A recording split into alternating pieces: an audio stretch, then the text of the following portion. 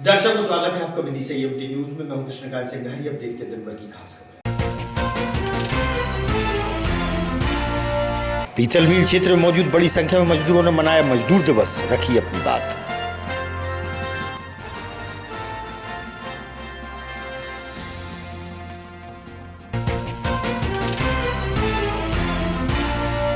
करैयाखेड़ा क्षेत्र में रवि और शुभम लोधी के मकान में बीती रात अज्ञात कारणों से लगी आग। मौके पर पहुंचे थे विधायक।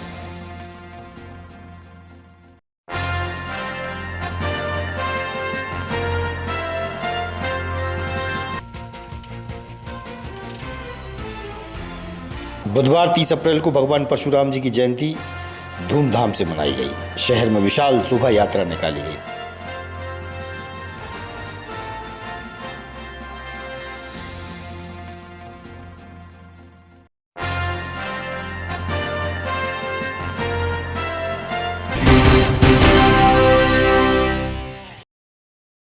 अब खबर विस्तार से।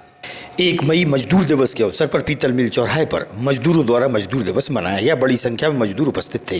मजदूर दिवस मनाने को लेकर उनसे हुई चर्चा, सुनिए आप उनका क्या कहना है। जिंदाबाद, जिंदाबाद,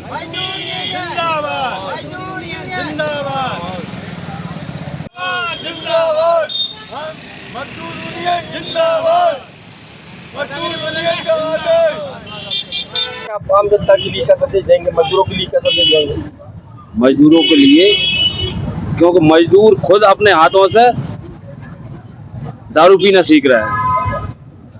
1 घंटे 2 घंटे काम कर रहा है और इनके लिए आप क्या प्रयास करेंगे उनके लिए रोकने के लिए? क्या करेंगे आप रोकने के लिए? सरकार से ये कहना चाहता हूँ कि पूरी तरह से दारू बंद करी जाए। सरकारी जिम्मेदारी सेल्फास ही मिलती बाजार में, सभी लोग खाते हैं।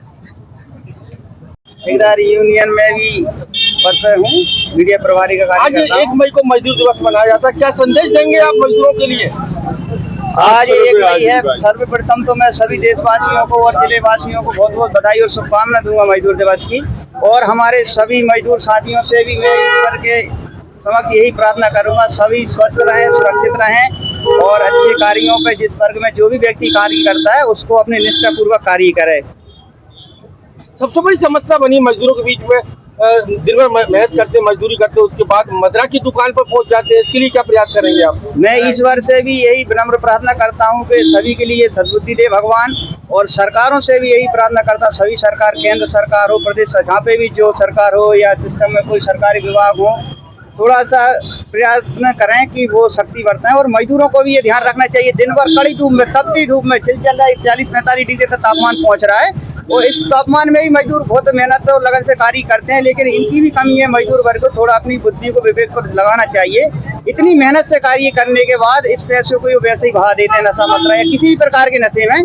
तो मजदूर भाइयों से भी मैं विनम्र प्रार्थना और निवेदन करता हूं कि अपने इस पैसे को बचाएं। और विदिशा नगर पालिका व पुलिस प्रशासन की मौजूदगी माधवगंज क्षेत्र में हो रहे अतिक्रमण पर कार्रवाई की गई। रोड से अस्थायी अतिक्रमण हटाया गया। यातायात प्रभारी आशीष राय व नगर पालिका प्रभारी बागमरी से हुई चर्चा।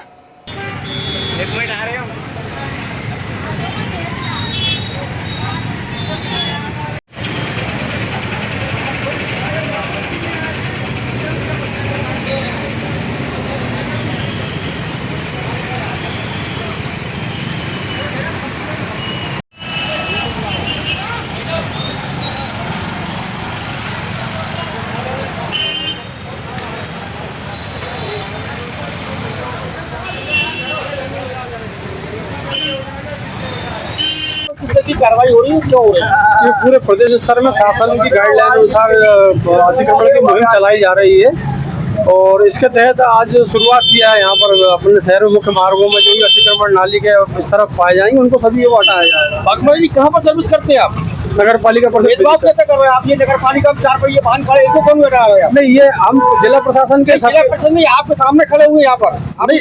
प्रशासन के सब सहयोग से ही चल रहा है। पर आप कार्रवाई कर रहे हैं, हम बड़े पर कार्रवाई क्यों नहीं कर रहे हैं? नहीं, इन पर भी कार्रवाई की जा रही है, चालानी कार्रवाई नहीं, यातायात व्यवस्था के माध्यम से वो भी चालानी कार्रवाई की जा रही है। जो मुख्य मार्ग के जो अतिक्रमण है उनको पहले हटा रहे हैं साथ में, उनको भी लोगों को 500 रेशन काट के तुम हाथ से पकड़ा रहे हो, बड़े बड़े लोगों को राहत दे रहे हो। नहीं, सभी को एक सिरे से लिए जा रहे हैं। फोर व्हीलर पे कार्रवाई करवाई आपने? फोर व्हीलर पर भी हुई है कार्रवाई, चालान वगैरह कटे हैं अभी।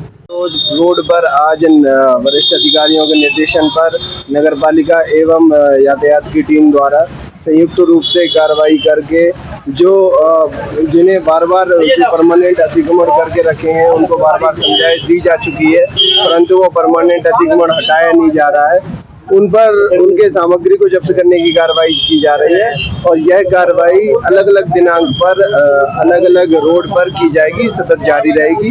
बाजार में जो भी अतिक्रमण करके जो दुकानदार है, अतिक्रमण करके जो व्यापार कर रहे हैं, उन सभी के सामान की जब्ती भी की जाएगी और जो अतिक्रमण करके जो वाहनों को बीच रोड पे लगाते हैं उनकी भी जब्ती की कार्रवाई। देखा जाता है कुछ लोग को जो बड़े बड़े वाहनों को रोड पर खड़े कर रहे हैं पालीघर के आसपास, जहाँ भी पूर्व विधायक के सामने, तो इनके लिए अपन क्या कार्रवाई करेंगे? जो अवैध रूप से बीच रोड पे वाहनों को खड़ा कर रहे हैं उन पर सभी पे चालानी कार्रवाई की जाएगी और यथासंभव जो विधि सम्मत कार्रवाई होगी वो की जाएगी। करिएखेड़ा क्षेत्र वार्ड क्रमांक 32 निवासी रवि और शुभम लोधी के मकान में बीती रात में अज्ञात कारणों से आग लग जाने से काफ़ी नुकसान पहुंचा है। सामान जलकर राख हो गया है। मौके पर विधायक मुकेश टंडन पहुंचे थे और उन्होंने सहयोग की बात कही है।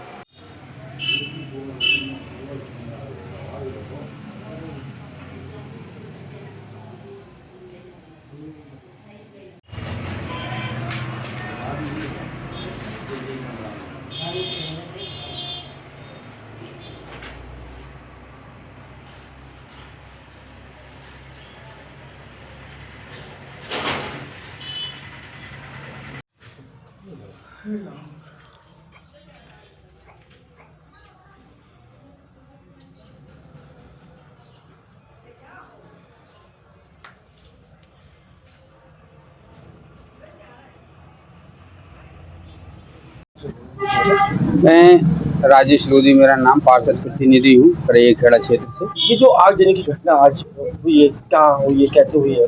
ये आज रात को शॉर्ट सर्किट के कारण सोनम लोधी जी के घर में ये इतनी भयानक भीषण आग लगी कि पूरा सामग्री जल के खाक हो गई है। पूरा मकान क्षतिग्रस्त हो गया, पूरा प्लास्टर झड़ गया उसका और कुछ भी नहीं बचा। खाने से लेके ओढ़ने पहनने की जो भी रकम और पैसे थे सब जल के खाक हो गए। लगभग कितने की रकम होगी? कुछ इनका कहना है कि 4 से 5 लाख की रकम थी इनकी और घर में इतनी ही करीब 3 से 4 लाख के सामग्री थी जो पूरी तरीके से जल के खाक हो चुकी है, जिसको आपने देखा। क्षेत्रीय विधायक मुकेश टंडन पहुंचे थे यहाँ पर, क्या आश्वासन मिला? उन्होंने पीड़िता को आश्वासन दिया है कि शासन से कुछ हम मदद कराएंगे। और जो भी घटना वो बताई जा रही है, ये रात को 2 बजे की घटना है। कैसे बचे होंगे, कैसे देखे? ये इनके पति उसमें सो रहे थे, बाकी सोनम शादी में गई हुई थी, ऐसा उन्होंने बताया। क्या नाम है आपका? सोनम लोधी।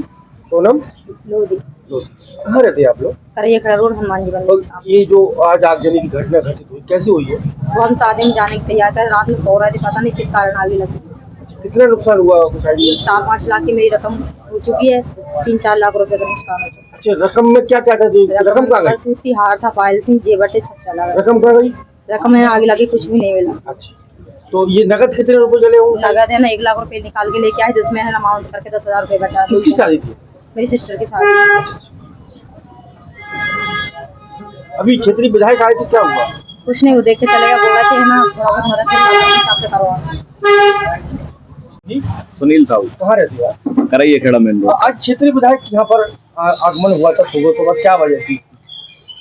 माननीय विधायक जी का प्रतिदिन वार्ड में दौरा रहता है। आज वार्ड क्रमांक 30 में था, तो करिएखेड़ा मेन रोड पर उन्होंने घर घर जाकर समस्याओं का सुना हुआ था और लोगों को जो प्रधानमंत्री आवास योजना का लाभ नहीं मिल रहा है उस विषय में भी उन्होंने नगर पालिका व पटवारी को निर्देश दिए कि सबको लाभ मिलना चाहिए, ऐसा सुनिश्चित किया गया।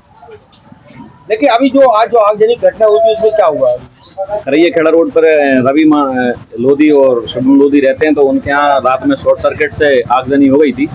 तो आदरणीय विधायक जी ने मौके पर पहुंचकर उसका निरीक्षण किया था। तहसीलदार महोदय जी को निर्देश दिया हुआ है कि जो आग लगी हुई है वहाँ गरीब परिवार को अधिक से अधिक लाभ मिल सके और उसका निरीक्षण कर उनको जो नुकसान हुआ है उसकी भरपाई हो सके, ऐसा आदरणीय विधायक जी ने निर्देश दिया है।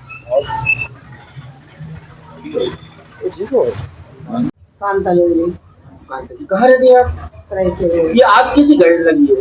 मालूम नहीं सर, आप लोग कहाँ थे सर? हम नहीं सो रहे थे जी सो रहे थे हम लोग। तो कितना नुकसान हुआ आगजनी में घटना से? नुकसान तो मिला होगा, आवाज 4-5 लाख की रकम थी और कपड़ा लत्ता, फ्रिज, कूलर, टीवी सब जल गया। 1 मई मजदूर दिवस के मौके पर मध्य प्रदेश श्रमजीवी पत्रकार संघ द्वारा अपनी समस्याओं को लेकर कलेक्टर अंशुल गुप्ता व एसपी रोहित कासवानी को ज्ञापन दिया गया।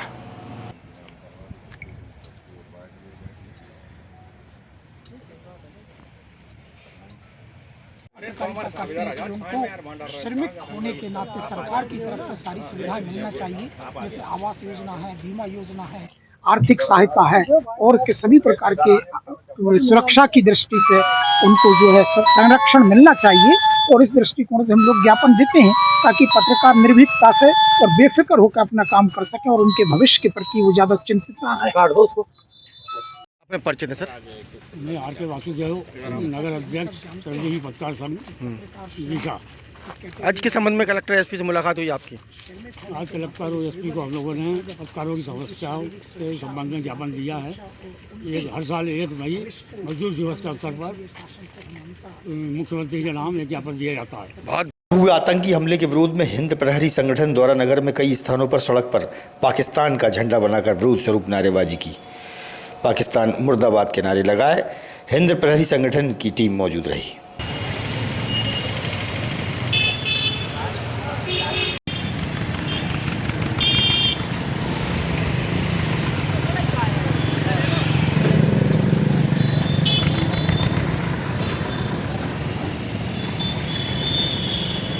सौरभ सिंह राजपूत, अध्यक्ष हिंद प्रहरी संगठन।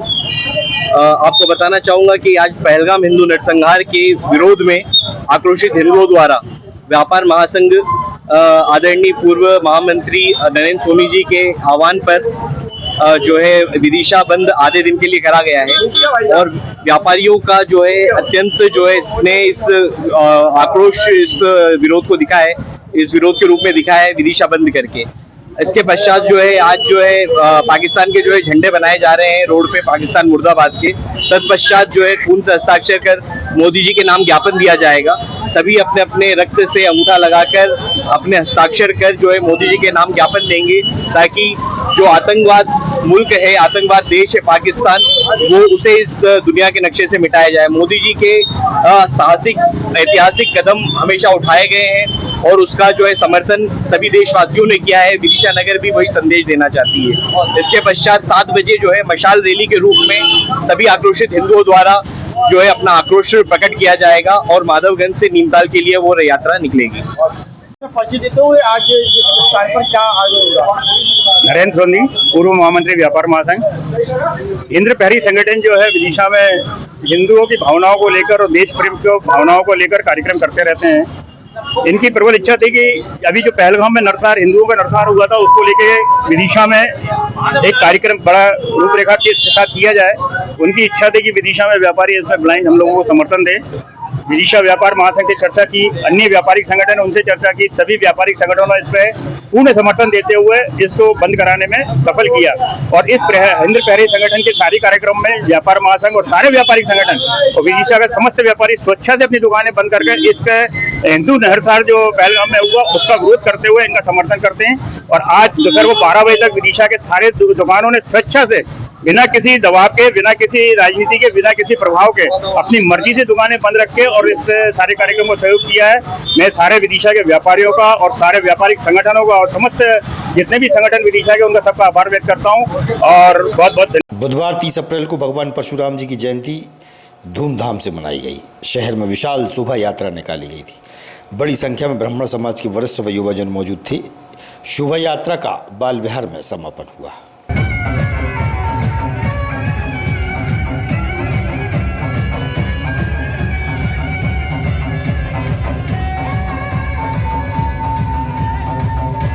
hello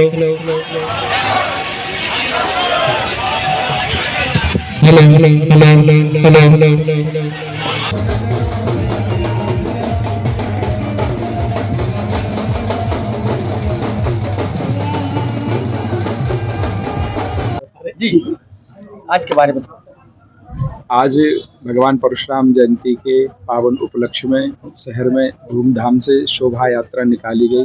प्रातः काल के सत्र में पंचामृत और दुग्धाभिषेक भगवान परशुराम का किया गया। सायकाल के सत्र में समूचे सनातनियों के साथ में दिव्य और भव्य शोभा यात्रा निकाली गई और इसका उद्देश्य केवल धर्म की रक्षा, सनातन की रक्षा और गौ की रक्षा। गौ माता की रक्षा होगी तभी सनातन सुरक्षित है। भगवान परशुराम जी का भी यही कार्य था, इसलिए सभी सनातनियों ने मिलकर गौ रक्षा के लिए इस यात्रा को निकाला। निश्चित ही ऐसा मानना है कि ऐसी यात्राएं निकलेंगी तो गौ रक्षा होगी, धर्म रक्षा होगी।